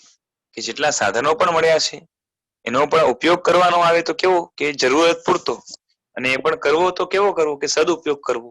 એટલે સારો ઉપયોગ જ કરવો, જેથી જે છે ને કોઈ જીવને હેરાન પરેશાન ન થાય, કોઈ બીજાને જે છે નુકસાન ન થાય, અને થોડુંક નુકસાન દેતું હોય પણ લાંબો ફાયદો થતો હોય, એ બધું જે છે ને પ્લસ માઇનસ કરીને એનો ઉપયોગ કરવાનો આવે. બરાબર છે. આપે કહ્યું, કોઈ પૂછે છે કે આપે કહ્યું કે સામાયિકમાં દર્શન માટે ઉભા થવાય તે કઈ રીતે? કે જ્ઞાન દર્શન ચારિત્ર બોલ્યા ને, બરાબર છે. તો એમાં કોઈએ પ્રશ્ન પૂછ્યો કે દર્શન માટે ઉભા કઈ રીતે થવાય? તો સાહેબ જવાબ આપે છે કે પરમાત્માની સામૂહિક ભક્તિ કરવાની છે. દેવવંદન કરવાનું હોય તો દેરાસરે જવાય. એટલે દર્શન એટલે દર્શનાચાર, એટલે કે સમ્યક દર્શનની શુદ્ધિ થાય એવા આચાર માટે સામાયિકમાં ઉભા થઈ શકાય.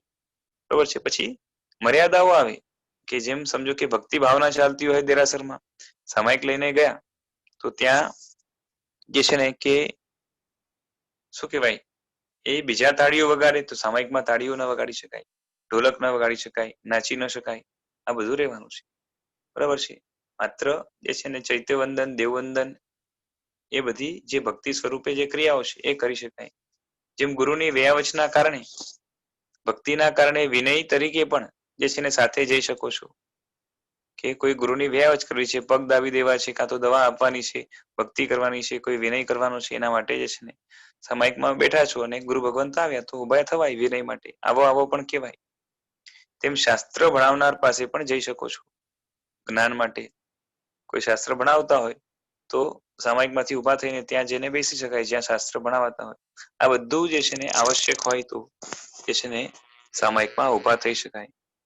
પણ જેમ શ્રીમંત માણસ રસ્તામાં 100 રૂપિયાની નોટો ઉડાડતો ચાલે, બરોબર છે, કોઈ શ્રીમંત માણસ છે એ, બરોબર છે, આ વ્યાખ્યાનો જે છે ને 95 માં થયા છે, એટલે ત્યારે 100 રૂપિયાની કિંમત એટલે આમ જોવા જાય તો આજના 1000 રૂપિયાની આસપાસ લગભગ, બરોબર છે.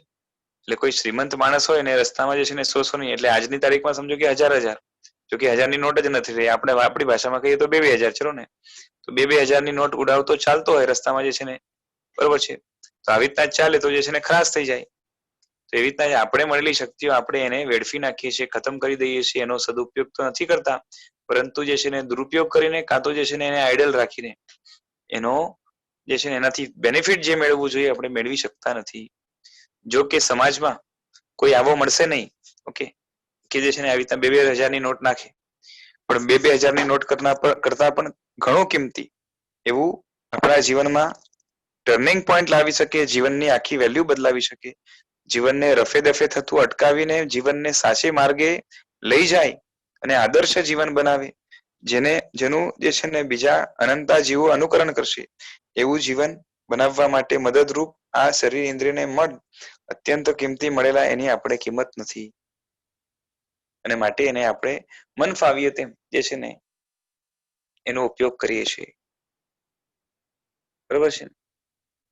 કે આવી રીતના કોઈ ઉપયોગ કરે તો મેડ હાઉસમાં દાખલ કરીએ ને, કોઈ જે છે ને ઘરનો માણસ છે તમારા ઘરમાં, એ નોટોના બંડલ કાઢે કબાટમાંથી, તિજોરીમાંથી, અને આમ જે છે ને એ બારીમાંથી ફેંકે, લો બધા જેને જોતા હોય કેચ કરી લો, તો જે છે ને એ માણસ ગાંડો કહેવાય ને.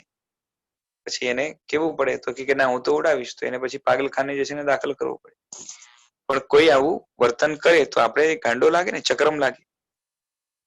સાહેબજી કહે છે કે ચક્રમ લાગે ને, એટલે 5 રૂપિયાની નોટ એમને એમ ફેંકી દે ને, કાં તો ફાડી નાખે તો પણ જે છે ને મૂર્ખો લાગે, બરોબર છે. 2000 ની નહીં પણ આમને આમ પણ 10-10 ની નોટ પણ જે છે ને ફેંકતો હોય તો મૂર્ખ લાગે, 5-10 રૂપિયા પણ ફેંકતો હોય. તેમ તમને મળેલ શક્તિની કિંમત જે છે ને આપણે 5 રૂપિયા જેટલી પણ રાખી નથી. કેમ જેમ તેમ જે છે ને એને એ બોલો, આપણી આંખ એ આત્મા માટે જે બેનિફિશિયલ છે એ જ વસ્તુ જોવા માટે જે છે ને ટેવાયેલી છે કે કંઈ પણ જોયા કરીએ. કાં તો આપણે જે સાંભળીએ તો અહીંયા આવવાની જે છે ને એકબીજાની ચાળી ચુગલી કે રાગ દ્વેષ કે કશાયો વધે એવા પ્રકારનું ન સાંભળીએ, અને સારું સારું સાંભળવા માટે જે છે ને આપણે કાન ટેવાયેલા છીએ. એટલે ટૂંકમાં આપણી બધી ઇન્દ્રિયો છે એને બેનિફિટની સાથે જોડેલી છે આત્માના, કે મન ફાવે તેમ જે છે ને, એટલે આપણે એની કિંમત નથી એમ સમજી લેવાનું કે એની કોઈ વેલ્યુ આપણે રાખી નથી. એટલે 5 રૂપિયા જેટલી પણ વેલ્યુ નથી રાખી, બરોબર છે. તે ગમે તેમ વેડફો તો પણ ડાયા ને, બરોબર છે. આપણે બધી શક્તિઓ વેડફી નાખીએ છતાં પણ આપણે પોતાને ડાયા કે જે છે ને હોશિયાર માની. તમારી શક્તિનું મૂલ્ય કેટલું છે તે જાણો છો? આંખ કે કિડની બદલાવામાં લાખો રૂપિયા થાય, બરોબર છે. કોઈને આંખ જોતી હોય, કેટલી કિડની જોતી હોય, કાં તો કોઈને લેવી હોય, તો એની આમ ખાલી પરચેસ વેલ્યુ દુનિયામાં, કોઈ માણસ મરી ગયો, બરોબર છે, મળી ગયો એટલે એને હવે જરૂરત નથી. બાકી જીવતા માણસની લેવા જાઓ તો જે છે ને એ આપે જ નહીં, કદાચ 2 માંથી 1 આપે તો એ વધારે પૈસા લેશે. એટલે આમ એની કિંમત જે છે ને લાખોમાં આવે, અને જે છે ને છતાં પણ એની આ તો ખાલી આ વેલ્યુ છે, બાકી એની યુઝફુલ એટલે યુટિલિટી તરીકે વેલ્યુ ગણો તો કેટલી વધારે થાય. એટલે એનું મૂલ્ય જે છે ને જીવનની દ્રષ્ટિએ સીધું લાખ રૂપિયા કે કરોડ રૂપિયામાં પણ આંકી શકાતું નથી, ભલે માર્કેટમાં આટલામાં મળતું હોય, બરોબર છે. જેમ કોઈ માણસ છે અહીંયા લખ્યું જો કે 5 કલાક વધારે જીવાડવા માટે શ્રીમંતો લાખો રૂપિયા આપવા તૈયાર થાય છે. કે કોઈ માણસ જે છે ને હવે બહુ ટકવાનો નથી, છતાં પણ જે છે ને એને ખબર છે કે આ હવે 1 કલાકથી વધારે નહીં ટકી શકે, છતાં પણ આપણે શું કહીએ કે ડોક્ટર ને ભાઈ આને જે છે ને જો આઈસીયુમાં રાખી શકાતો એને થોડુંક અડધી કલાક પણ વધારે જીવી જાય તો ટ્રાય તો કરો. ત્યાં પણ લાખો રૂપિયા આપવા માટે તૈયાર માણસો થાય છે, બરોબર છે. એટલે વિચાર કરો કે એક માણસના શ્વાસોશ્વાસ કાં તો જીવન ટકી રહે એના માટે પણ જે છે ને, અને એ પણ અડધી કલાક ટકી રહે એના માટે પણ માણસ લાખો રૂપિયા ખર્ચી શકે. એટલે જીવનની પણ જે છે ને આમ તો 5-10 લાખની કિંમત ના કહેવાય કે ઘણી કહેવાય, પણ જીવનની જેટલી કિંમત છે એટલી પણ કિંમત જે છે ને આપણે જે ભોગવીએ છીએ શરીર ઇન્દ્રિય ને મનથી, એ પણ ગાંડપણ સાથે. એટલે કે જેમ શું કહેવાય કે ગાંડો માણસ હોય એની જેમ, એટલે ત્યાં આપણે જે છે ને 5 પૈસા જેટલી પણ કિંમત આપણે શક્તિની રાખી નથી. માટે જ ગમે તેમ જે છે ને શક્તિને આપણે વેડફતા જઈએ છીએ કે વેસ્ટ કરતા જઈએ છીએ. બરાબર કે નહીં? આંખનો ઉપયોગ ગમે ત્યાં થાય ને, તમારા કાન પણ ગમે તે સાંભળવા તૈયાર થાય ને, બરોબર છે કે સિલેક્ટિવ જ જે છે ને સારું સારું સાંભળીએ, કાં તો ખબર પડે કે થોડુંક ખરાબ છે, બરોબર છે, તો સાંભળવાનું જે છે ને ત્યાંથી ટાળીને ત્યાંથી ચાલતા બનીએ. એટલે ઇન્દ્રિયોનો કંટ્રોલ ખરો. બીજા એ રીતે વેડફે તો મૂર્ખા લાગે. કોઈ જે છે ને ટાઈમ વેસ્ટ કરતો હોય તો આપણે લાગે કે હી ઇઝ વેસ્ટિંગ ટાઈમ, પણ આપણે વેસ્ટ કરીએ તો ના લાગે. એટલે આપણે શું કરીએ છીએ, તમને ગાંડા કહી શકાય ને, આપણે બધા કેવા છીએ, આ બધું વેસ્ટ કરીએ છીએ જેની કિંમત નથી આંકતા, એટલે આપણે પણ ગાંડા જ છીએ. તેથી ધર્મ કહે છે કે સાધનોનો બિનજરૂરી ઉપયોગ કરવો નહીં, અને સાધનોનો જરૂરી ઉપયોગ કરો તો પણ કંટ્રોલ સાથે કરવો. એટલે એના ઉપર વર્ચસ્વ કંટ્રોલ આપણો હોવો જોઈએ કે આપણે જેમ ધારીએ, આત્મા જેમ ધારે એ રીતે શરીર ઇન્દ્રિય કે મને કામ કરવું જોઈએ, નહીં કે એ જેમ આપણે જે બાજુ દોરવું જોઈએ એ બાજુ દોરી જાય. એટલે કે કંટ્રોલ એના હાથમાં નહીં પરંતુ આપણા હાથમાં હોવો જોઈએ. સમજાય છે? હવે આજે વહેલું પૂરું કરવાની ગણતરી છે, કારણ કે હમણાં કદાચ મંદી ચાલે છે કે જે પણ હોય, પાર્ટિસિપન્ટ્સ પણ ઓછા છે, એટલે પછી નેક્સ્ટ ટાઈમ એને કન્ટિન્યુ કરશું. અને આગળના જે હશે ટોપિક વગેરે એને અવસરે જોઈશું.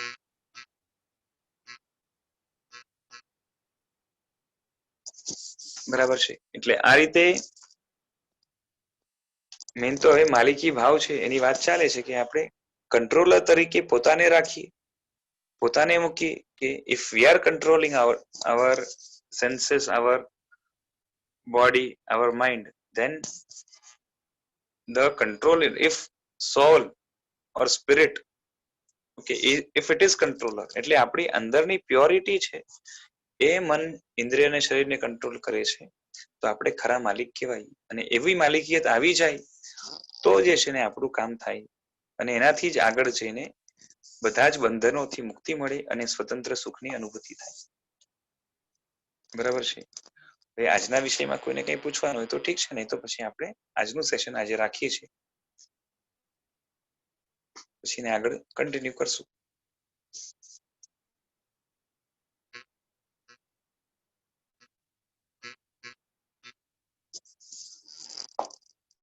ઠીક છે? નથી કઈ?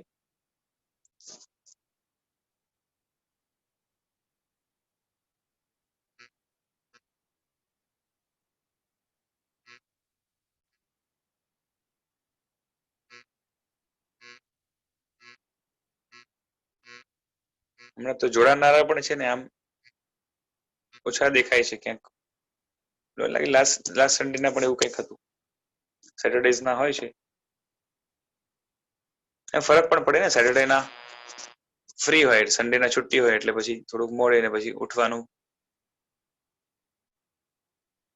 કાલનો શેડ્યુલ બનેલો હોય, એટલે આજે થોડુંક વહેલા સુઈ જાય કે બનતું હશે, કાં તો સન્ડે ના શું કહેવાય કે મેળાવો કરવાનું કંઈ થતું હોય, એટલે એના કારણે પણ કદાચ ન જોઈન થયા હોય. જે પણ હોય, લોકો પણ ઓછા છે, અને આજે થોડુંક વહેલું ફિનિશ કરવાની ગણતરી છે. ચલો રાખીએ. આભાર અભિવ્યક્તિ તરીકે આચાર્ય દેવ શ્રીમદ વિજય યુગભૂષણ સુરેશ્વરજી મહારાજ સાહેબ, એમના પ્રવચનોના અંશો જે આપણે વાંચી રહ્યા છે, એમના શુભ આશીષથી અને એમની કૃપાથી જેટલું પણ બની શકે છે એટલો જે છે ને પદાર્થને ખોલવાનો પ્રયત્ન અહીંથી ચાલી રહ્યો છે. માટે એમના ઋણ સ્વીકાર તરીકે એમને કોટી કોટી નમન કરીએ, અને આમાં જે કંઈ પણ સારું છે એમના થકી મળેલું અને દેવગુરુની કૃપાથી ગુરુ પરંપરાથી જે પણ પ્રાપ્ત થયું છે એ કરવાનો જે છે ને પ્રયત્ન ચાલી રહ્યો છે. એમાં જીનાજ્ઞા વિરુદ્ધ અથવા તો પૂજ્યશ્રીના અશુદ્ધ આશય વિરુદ્ધ કંઈ બોલાયું હોય તો ઈચ્છામિ પ્રણામ.